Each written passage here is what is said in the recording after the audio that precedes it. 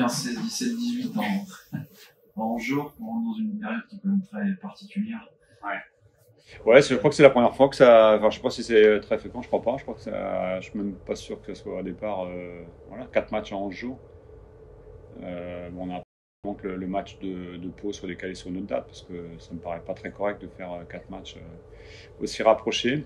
Voilà, donc on commence avec ce déplacement à Amiens, qui est une équipe qui a, à mon sens, le meilleur joueur de Ligue 2, en personne de Gaël Kakuta, qui était un peu en retard sûrement par rapport à ce qu'elle souhaitait faire. Mais voilà, beaucoup d'effectifs, beaucoup de qualité. Nous, on est sur notre déplacement. C'est vrai qu'on aurait dû recevoir. Donc, ça fait longtemps qu'on n'a pas joué entre guillemets chez nous.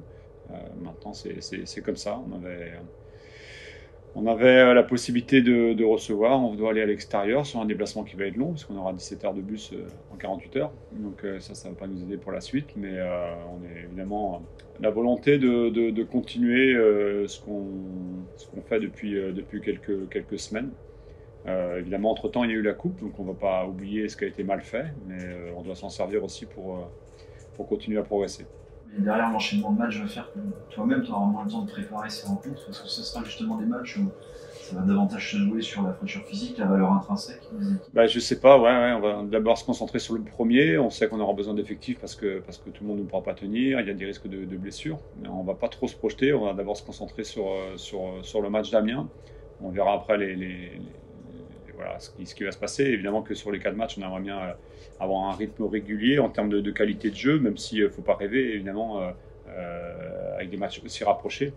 Déjà au plus haut niveau, on le voit quand il y a des matchs de Coupe d'Europe jeudi, dimanche, la qualité elle est moindre, ça c'est évident.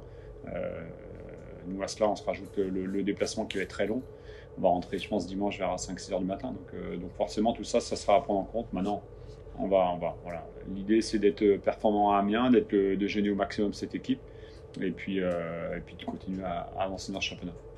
Est-ce que certainement tu vois pas les choses comme ça, mais la dynamique avant le match de coupe vous offre peut-être un petit matelas ou une forme de... Oui, mais il reste 6 matchs avant la trêve. Maintenant, évidemment, on y voit plus clair parce qu'on n'est plus en Coupe de France. Le calendrier, voilà, il est concentré uniquement sur ça.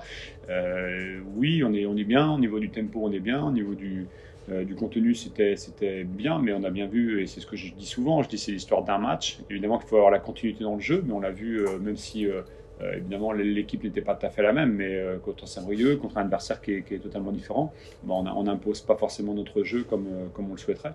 Donc c'est très fragile. Je pense qu'il faut ça pour que derrière les 6 matchs, ils soient bien abordés. On a des adversaires évidemment qui ont des ambitions différentes, mais ouais, on veut continuer. On est bien dans le rythme. On a un petit peu d'avance peut-être par rapport à évidemment ce qui était prévisible, mais on va s'accrocher à ça. On sait que le moindre faux pas, ça peut nous faire aussi sûrement tomber et puis peut-être partir dans des séries. Donc il faut être vigilant.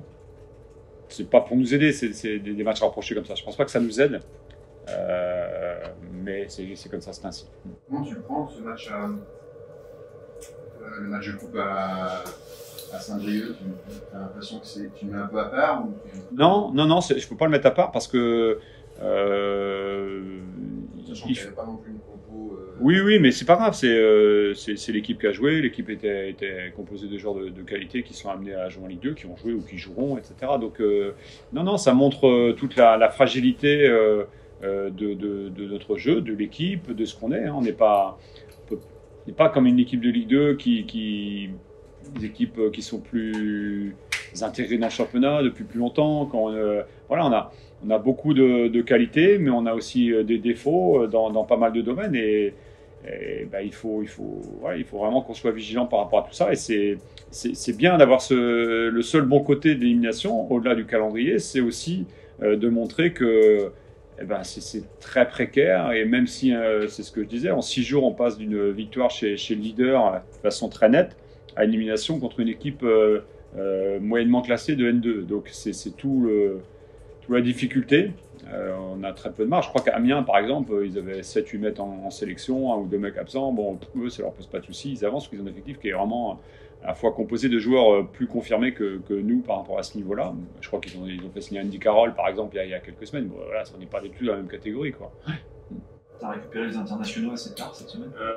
Axel et Uri est arrivé il y a 48 heures et Pape est arrivé hier soir. Il a pu s'entraîner. Bon, il n'avait pas trop joué le deuxième match avec la Mauritanie, donc il n'est pas trop entamé, on va dire.